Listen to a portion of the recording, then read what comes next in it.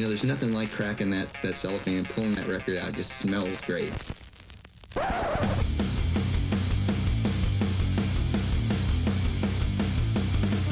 Welcome to BODS Mayhem Hour. Non-stop hardcore energy. I love the show, guys. You're awesome. Unlike any other. With your host, John the Bod, a.k.a. the Bod Father. Man, this stuff rocks. The views and opinions of the guests do not necessarily reflect the views and opinions of BODS Mayhem Hour, its staff, affiliates, or sponsors. Parental discretion is advised. Welcome to BODS Mayhem Hour. What's up? This is Nick Wolf from Oceans on Other Planets, and you're watching BODS Mayhem Hour. Hello, everybody. Welcome to BODS Mayhem Hour. I am your host, John the Bod, a.k.a. the Bod Father. As always, I'm bringing you guys awesome interviews. And on today's podcast, I have Mr. Nick Wolf of Oceans on Other Planets. Following the success of their recent releases, The Other Side and Damaged Goods, Oceans on Other Planets released new single, Die Alone, electronic hybrid upbeat track that speaks to the morbid truth behind falling out of love. You can get that way in love too, because love's a bitch. Love will kill you. Love don't care. Okay. It is a fickle beast, that's for sure, my man. It is. And the end of relationships and the world's built with them. That is a whole ball of therapy. Here we come. You nailed it. Oh, man. Nick, how you doing, man? Welcome to the podcast, dude. Thank you so much. And, we talked about this a little in our green room, but I'm really excited to be here. You and I have been trying to schedule this for a couple months, and we each had our own craziness going on, and we're finally doing it, man. So it's super exciting. And I've been a fan of yours for a while as well. So, Thank you. By the time we're finally talking, we've got 3 singles out. They're doing really well, on streaming and stuff. We've got a video on YouTube that's doing extremely well. And I think if you haven't seen that, you really should check it out. It's for The Other Side single. And we're gearing up to open for Taproot on a couple big shows in SoCal in October. So that's a really quick summary of what we got going on. And we need to get on shows like this to let everybody know what's going on. I want to touch on Taproot for just a second, because back in the day, man, that band was freaking amazing. And just to see them go away and finally come back, it's great, because they're a band that could really change everything, honestly. Yeah. 100%. Well, I just saw them at the Whiskey. This was like 2 months ago. Mm-hmm. And because our group shares management with their group, got to hang with them a little bit, meet them and stuff. And, they do this really cool thing at the end of their gig. They invite kind of everybody on stage for the last song. And I've got some really cool videos of that experience. But anyways, they put on a tremendous show full of energy. Obviously, they have some big hits. Everyone's singing along. The singer jumps off the balcony at the Whiskey and stuff into a group of people holding him up. So as far as I'm concerned, dude, they're like firing on all cylinders, and they got new music coming out too. So I'm a big fan. How excited are you to have these current singles out now and see the growth of where they started from till now to be an adult? Well, it is kind of like giving birth, like in some sort of way. It's cathartic, I mean, I don't want to take anything away from the mothers out there who actually do the real thing, right? Because this is nowhere near as hardcore. But I mean, I recorded a ton of music during pandemic. I built a little home studio, recorded like 50 songs, super productive. So from that point of view, thank you, pandemic, even though you're a piece of shit. And then we refined the 50 songs into about 10 songs. Then we refined those into 3 songs. And so the 3 singles that are out, I recorded in 2023, but then it was a process of mixing, refinement, getting the artwork together, getting the band together, all the stuff we had to do. And so, I mean, a lot of people want to assume it's easy to just write a song, plunk it down in your computer and push it out to the internet. It's still very hard if you want to do a high quality product. So, like the guy from Spotify, Daniel Ek, he said something crazy, like it's incredibly cheap to produce content today. Obviously, that's BS. He knows it. It's a soundbite for him. Keep in mind that he just sold $250 million worth of Spotify stock this year, right? But it's a labor of love. So I feel tremendously grateful and excited that these songs are out and people are resonating with this stuff, right? Like Other Side is like 30,000 organic streams in 2 months, which is quite good for a brand new band, you know. Die Alone is coming up on 16,000 and so on and so on. So, and how it kind of works is it sort of compounds like a snowball. You know, people are starting to get into the songs they didn't even know were there. They're getting shared a lot more. But that's a long-winded answer to say I'm fucking excited, man. Thank you for asking. So are you kind of taken back on the feedback that you're getting on these current singles? Because look, man, this core group that you have, that they're not slackers. I mean, you've got people that's played with Corey Taylor. You've got, especially you and your solo band.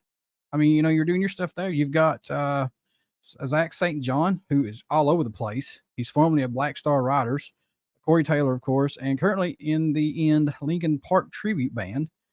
You've got Mike St. Michael's, who is with Scarlett Rose. You've got Jack Glazer, Plastic Rhino. I mean, this is not we just started playing a couple months ago, you know? These are all really dedicated, committed musicians.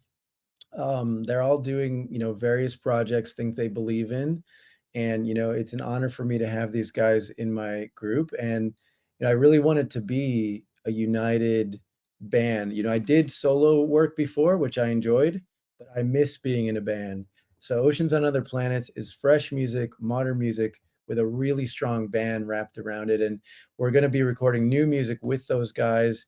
And yeah, they all are like serious artisans. You know what I mean? Like they're not just fucking around. They're excellent. And they've helped me take this product to the next level in kind of every way. Also, I want to give a shout out to one more guy who's not in that list, Danny Hector, who's also playing with us live, who is really, I mean, I consider myself a pretty good guitarist. You know, I've been playing like my whole life, but this Danny guy has something special, man. He has a special touch on the guitar that is very rare to see.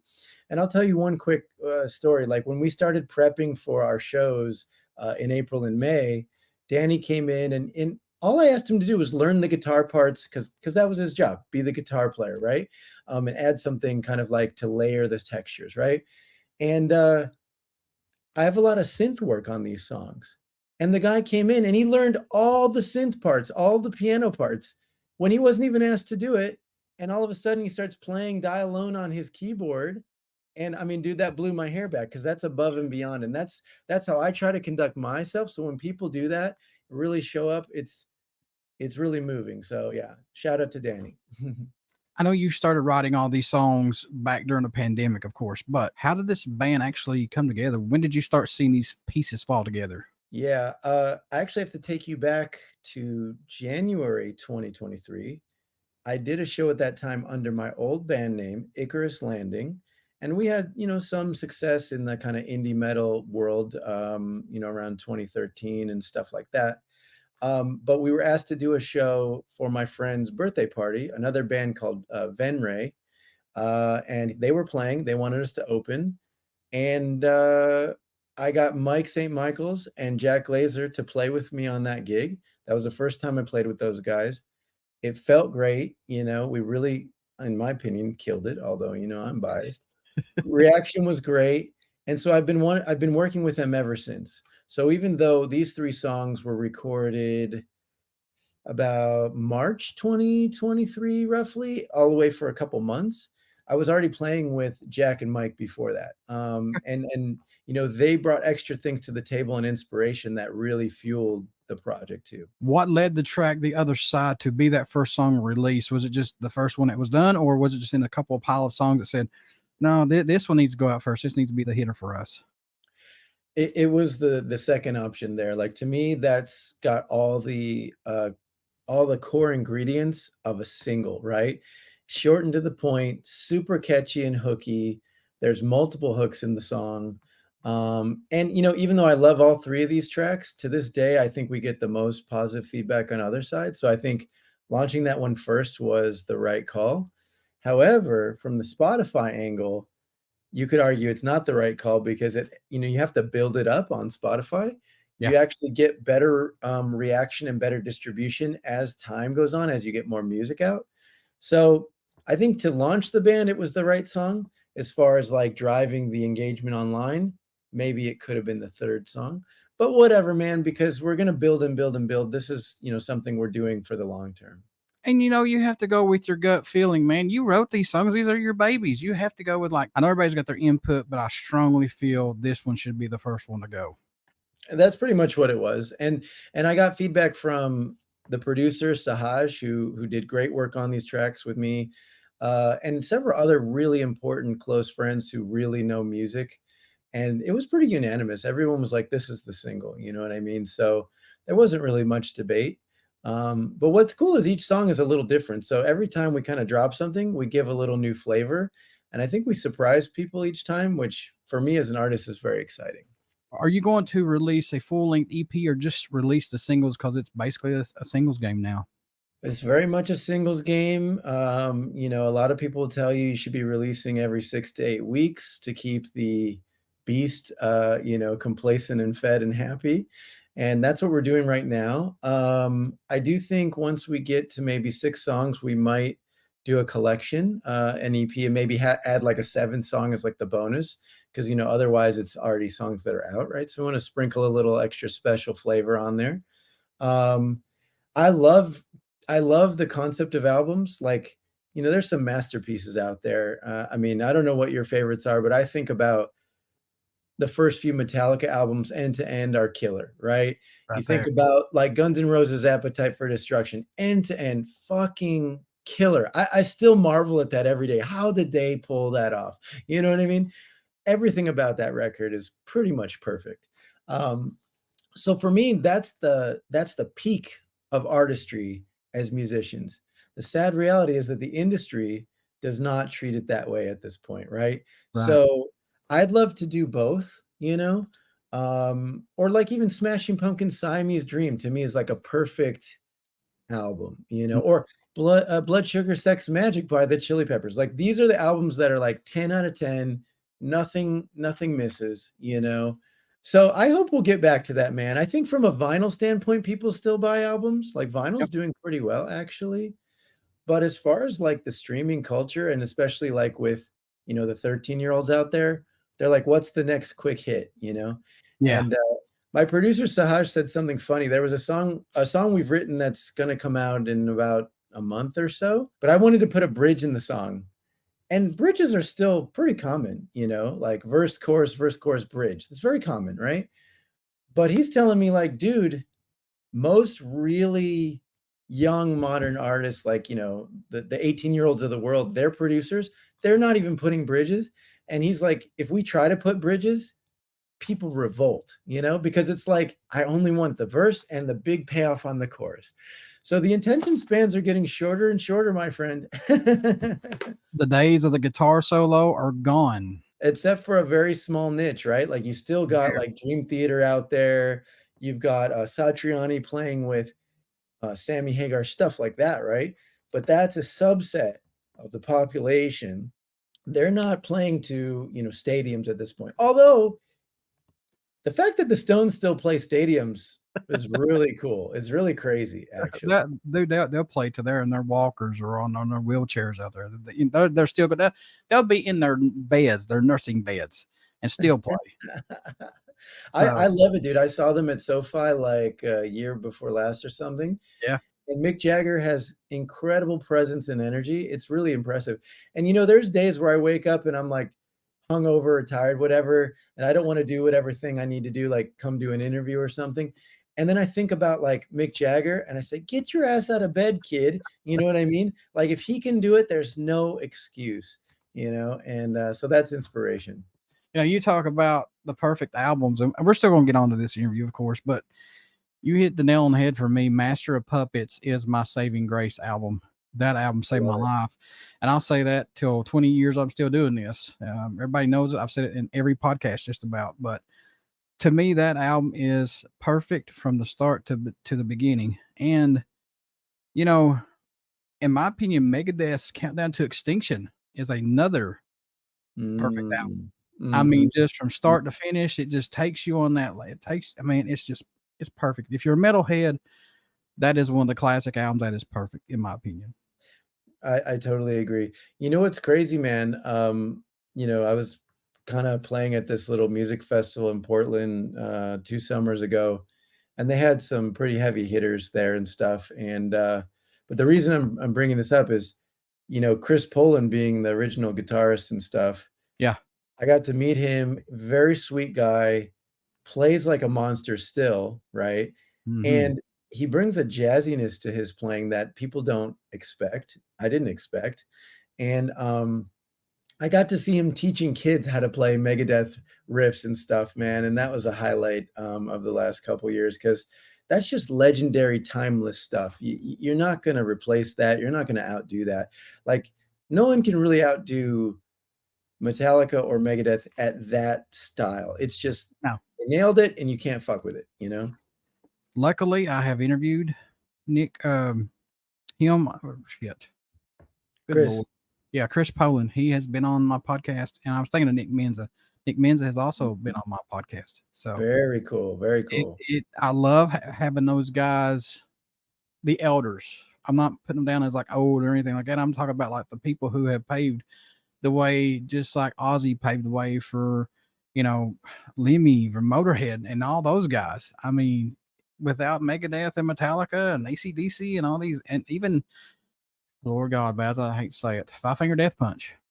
These bands are opening new doors and horizons for these kids who stay locked up in their rooms all the time and have basically, they don't want to associate with anybody. All they do is play guitar and music. And I mean, you see that stuff on YouTube and it's like, oh shit.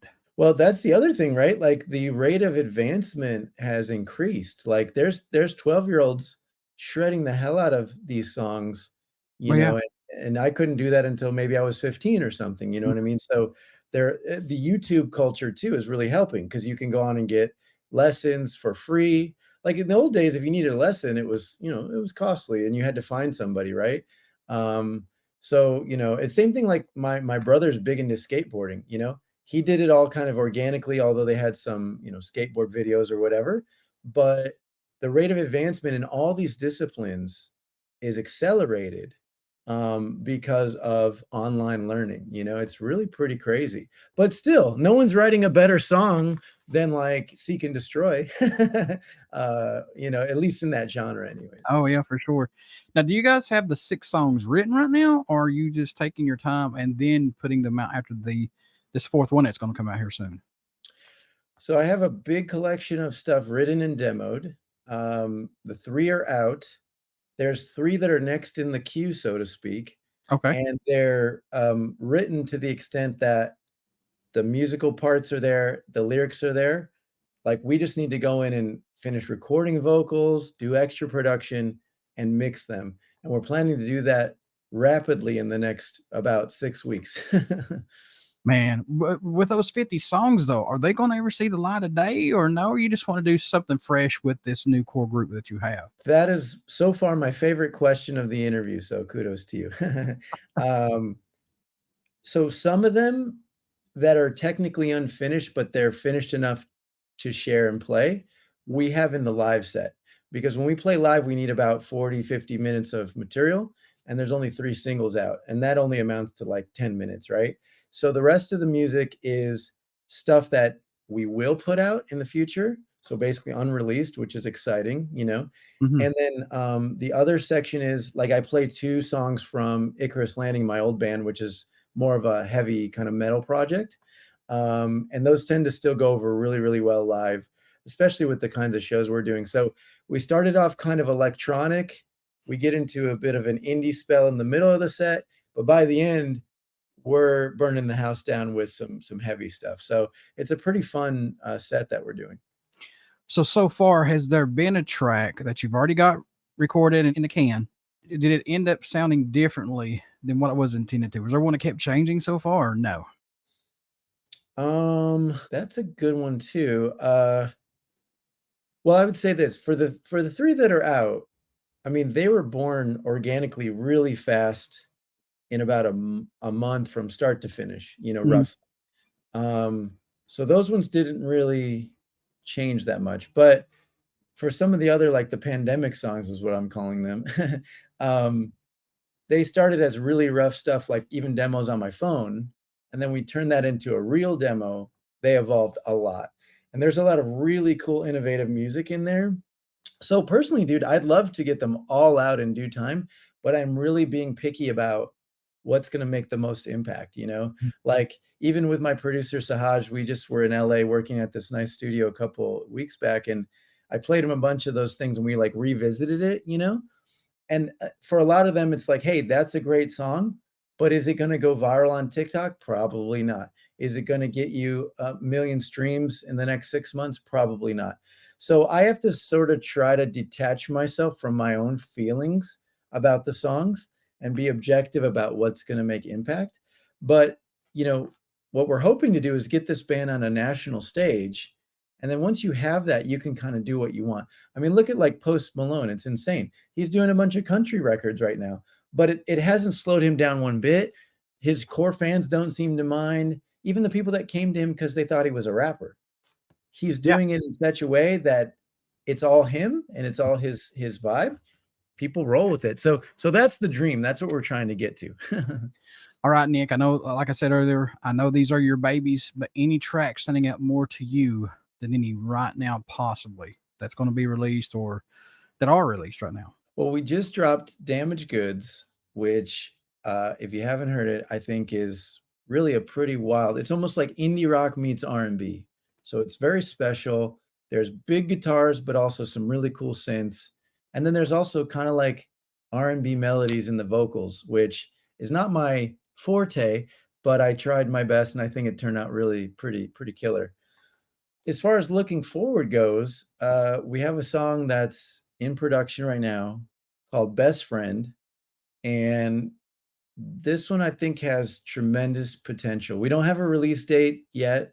I would say earliest will be 6 weeks from now, something like that. But think roughly 2 months from now and we'll do all the promotion and stuff. But I think it's got that, I hate to say this, I really do, but I think it's got that viral potential, man, which that's not why we're doing it. But if we write a song that we love and it has the potential, we're gonna take it to the limit, you know? Yeah, more power to you. Lay it to it. That's what I always say. And I don't mean to say this in a bad way. I'm not knocking you as a musician or anything, but I'm just saying this is stuff I see. Some of the most stupidest stuff goes viral, and you know it just as well as I do. I mean, it's like the Hawk Tuah girl. We're sitting here talking about the Hawk Tuah girl. I mean, what the fuck? I mean, and that's the thing, right? I mean, I hate to say this, but we've got a large percentage of the population that is maybe not that intelligent. and then an even bigger set of the people, including me, they want to relax and unwind. And one of the ways I do that is I flip through my phone and I see what stupid, goofy, interesting shit's going on. And there's a big appetite for that. And one way you can really tell this for sure, other than the example you just gave, like memes, right? Memes are so explosive in terms of their distribution, their prevalence. Like that's how people communicate, especially with people they don't even know. Like I can send a meme about like the show The Office, and almost anyone's going to get like what I'm trying to kind of say, right? So that's the culture we're living in, dude. And you know, I like to win, so I have to learn the rules of the game and then play strategically, and then hopefully I will reap the rewards. Look, I have interviewed Sahaj from Ra many times. Oh, yeah. Oh, okay. He is a great guy, but how was working with him? And folks, if you don't know who all he's worked with Nothing More, Starset, which is a great band, Nothing More is a great band, Motley Crue, even on their last, I don't know if it was the last album, maybe it might have been the actual. He did the Dirt soundtrack thing. Yes, that's what I was getting to exactly. But you know, working with him had to be awesome. Plus, you worked with Tom Chandler and Joel Grant. I was working with all these guys.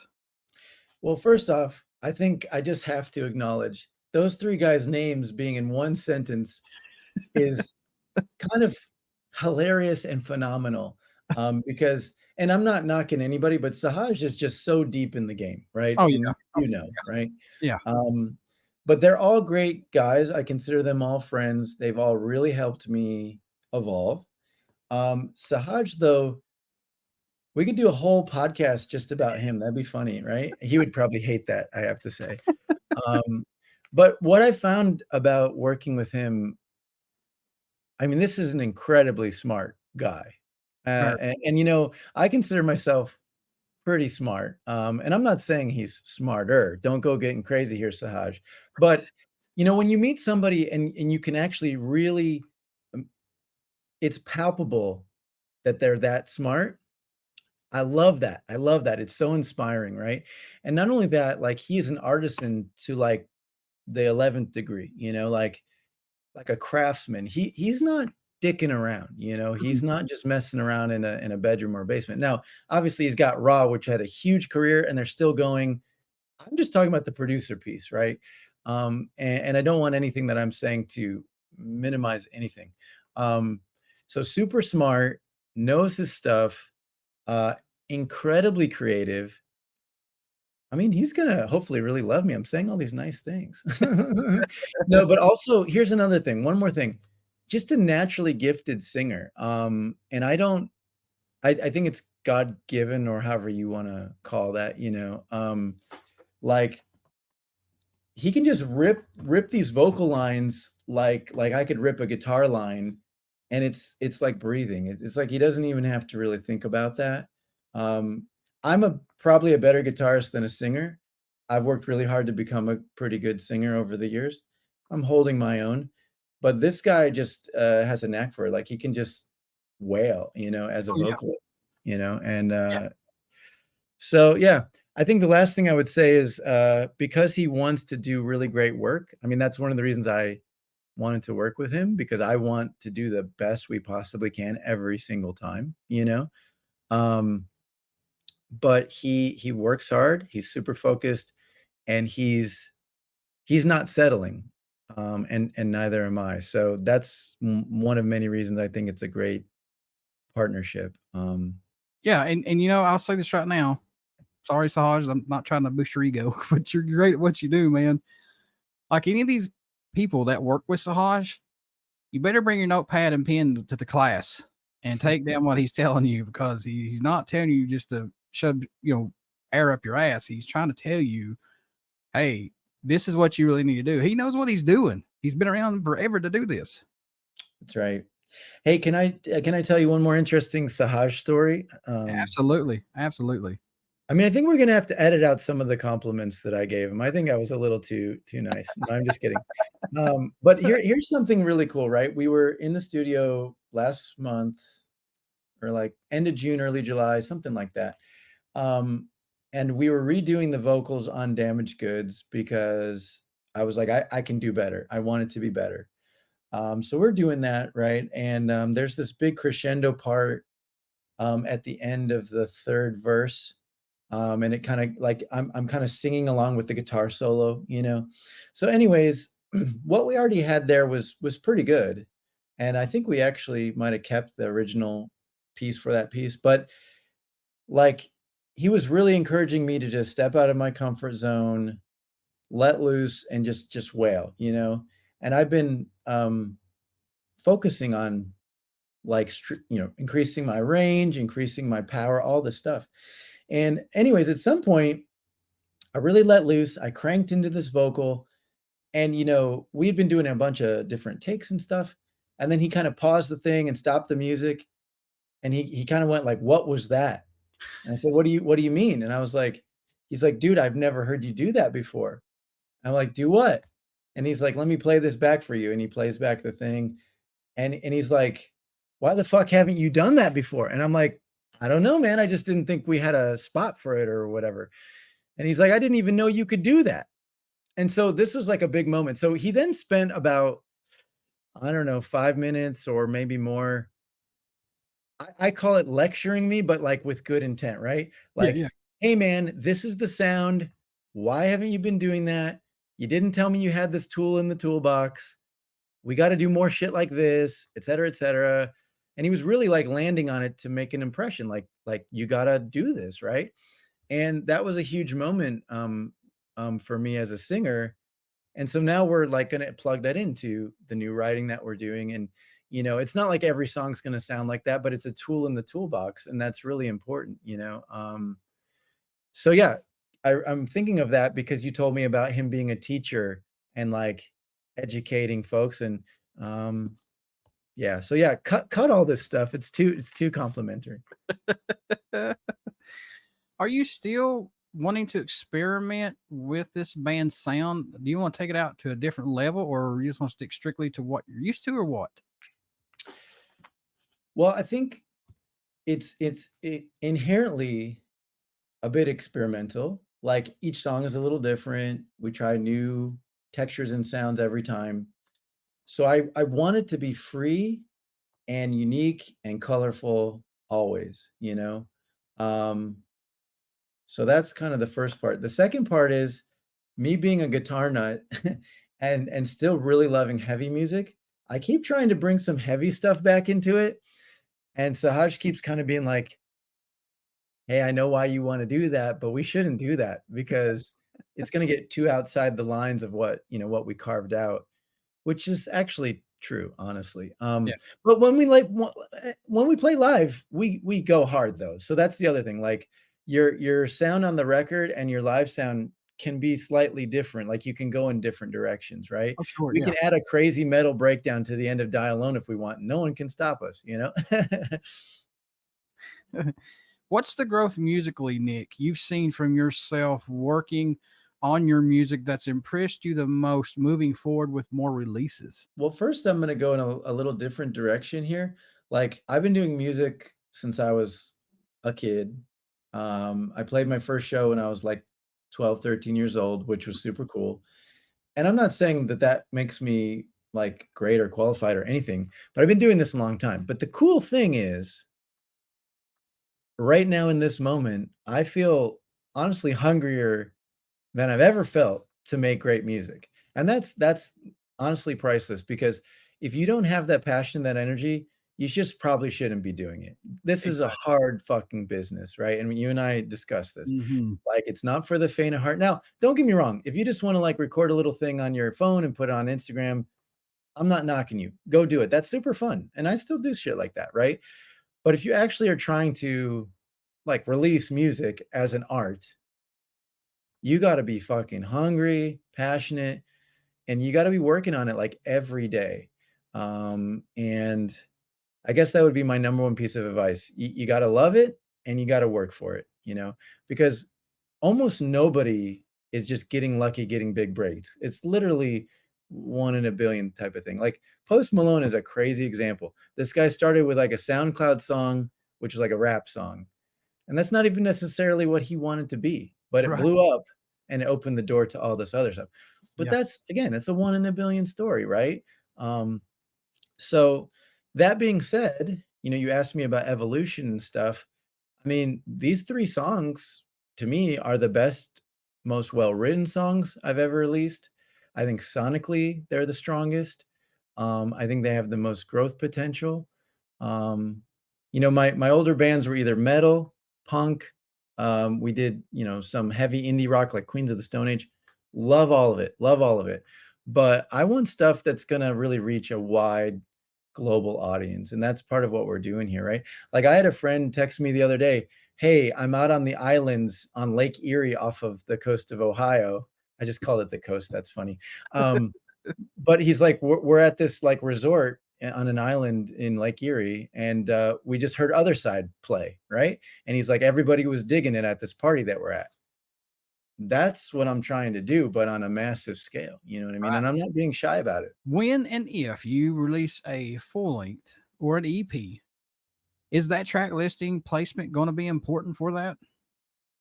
Oh, absolutely. Absolutely. If we do an album, part of it is the sequencing. Like, how do you take the people from point A to point B? Kind of like Right. a movie, right? Like Yeah. nobody really makes a movie unless they're just trying to do something crazy Mhm. where there's not a linear progression that takes you through this kind of journey. Um, so absolutely. I mean, my band Icarus Landing, we had several EPs that we've released. They're all on Spotify too. But like we agonized over the ordering of like a 6-song EP. So I would do the same thing for an album without a doubt. I was watching a Tom Petty documentary the other day when they did Wildflowers, which I think was his first solo record. And they said Tom spent like 2 weeks like locked up in a room trying to figure out the sequence of the album. You know what I mean? And that's what we do as artists. Like we're trying to present you the most complete, authentic picture of whatever that vision is. Again, a long-winded way of saying yes. It's got to have that ebb and flow to it. It's got to have that, and I say this a lot, those peaks and valleys. And what I mean by that, it's like, it's got to take you on a journey. When you shut your eyes and you listen to that album, every song should take you somewhere. Absolutely. Absolutely. And what is the relationship between, like, if you're going from song 4 to 5, what place did song 4 take you to? Exactly. And then when you land on song 5, is it like a continuation, or is it an evolution, or is it somewhere totally different? You have to kind of think that through, you know?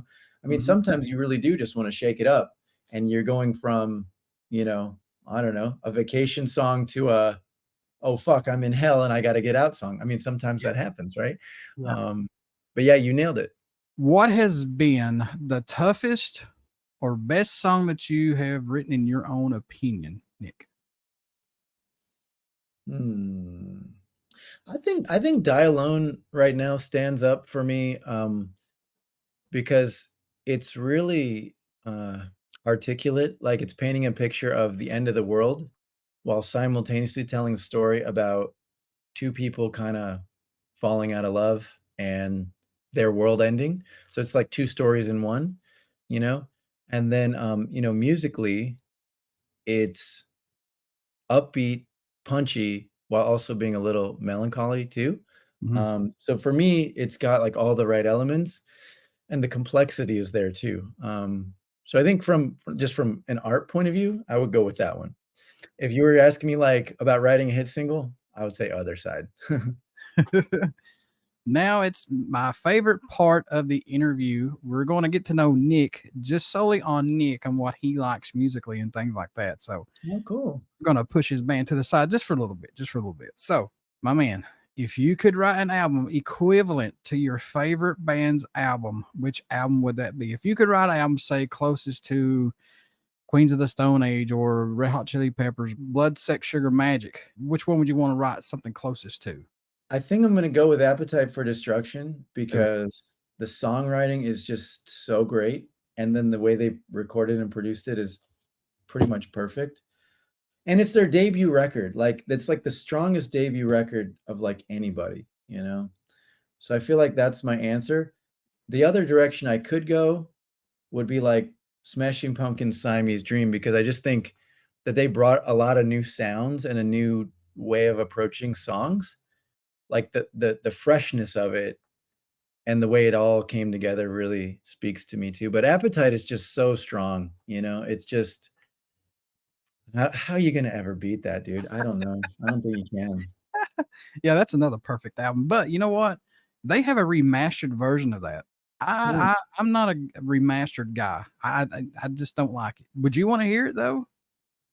Oh, I would definitely take a listen. I mean, I'm kind of a audio engineer, gear nerd guy, so I would kind of see like, is it better? What do I like about it? You know what I Right, mean?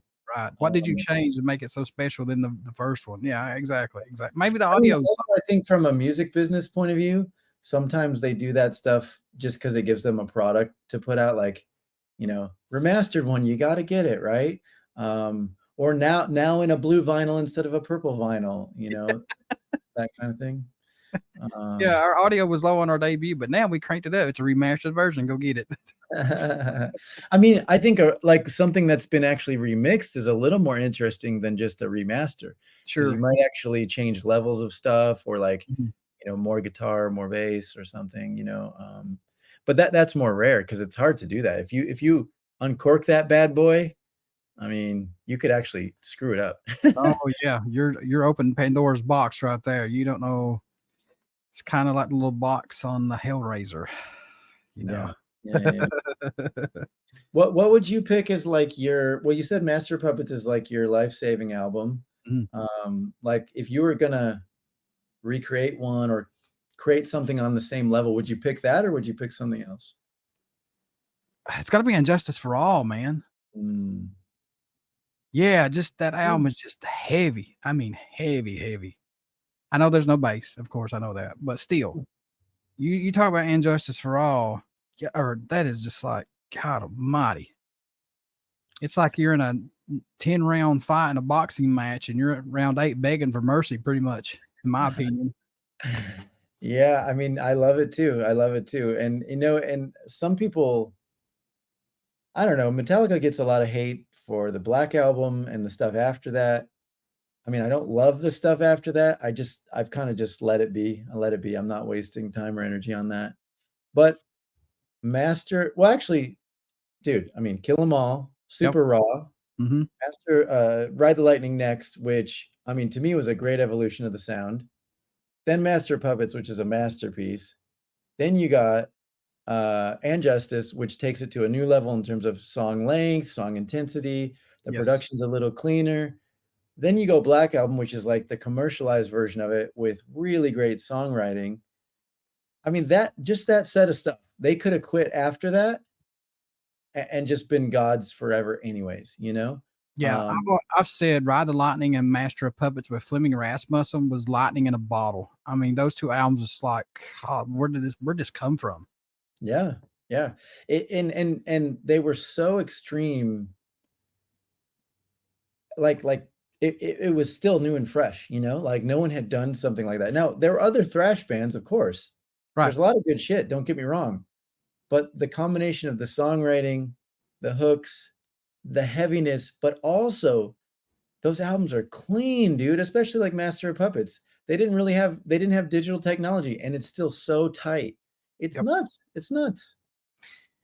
If you could be a member in an iconic band and play one of their legendary shows, which band would it be and what show possibly would it be? Well, I'll answer this with a quick funny anecdote. Like, dude, I've literally had vivid lucid dreams about playing with all my hero bands, like, not at the same time, you know?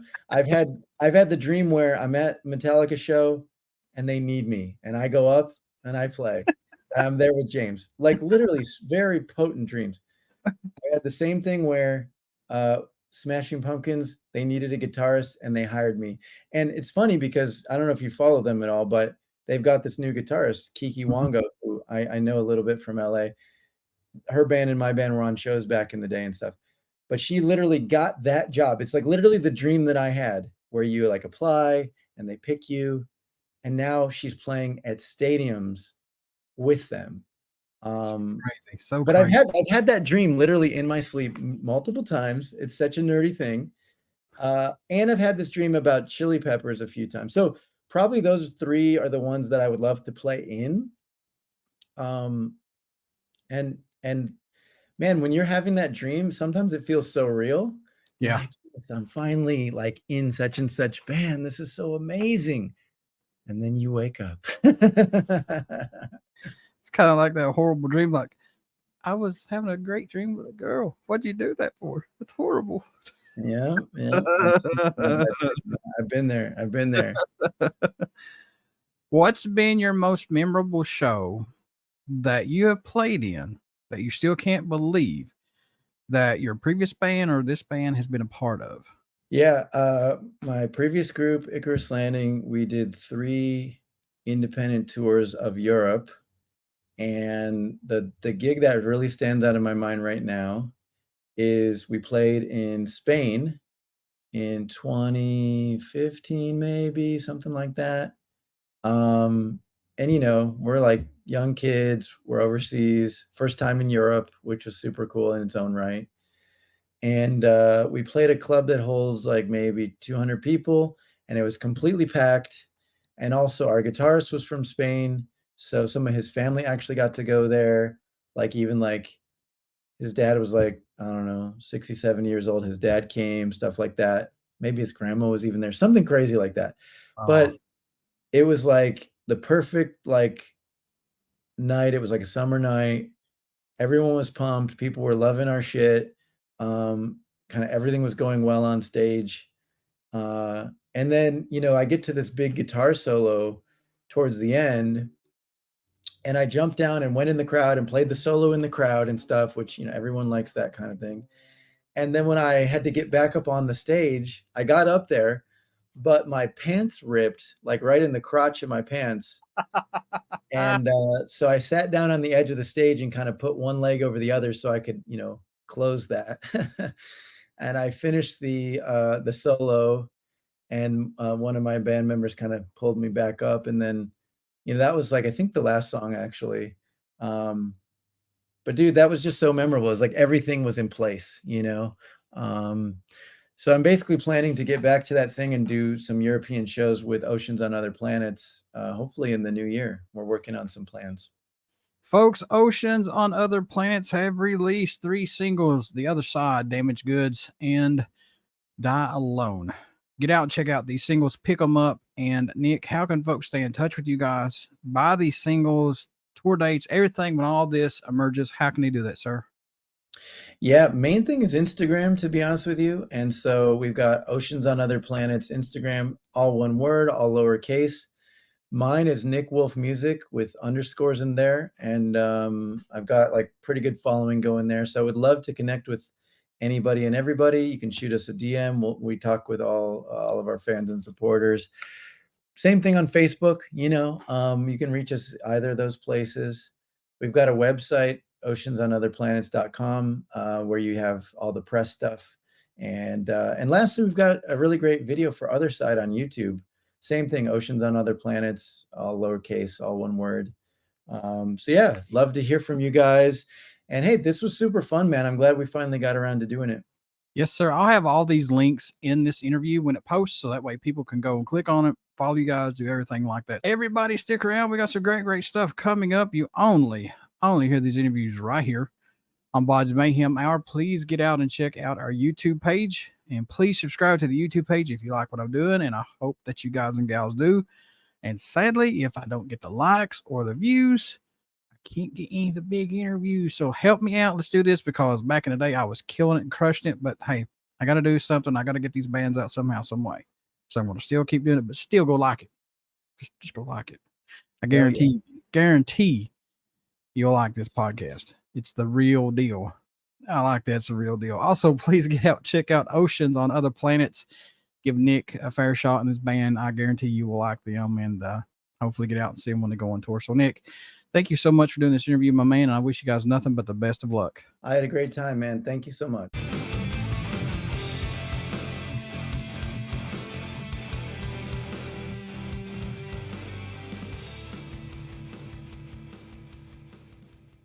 Follow us on Facebook, Twitter, and Instagram.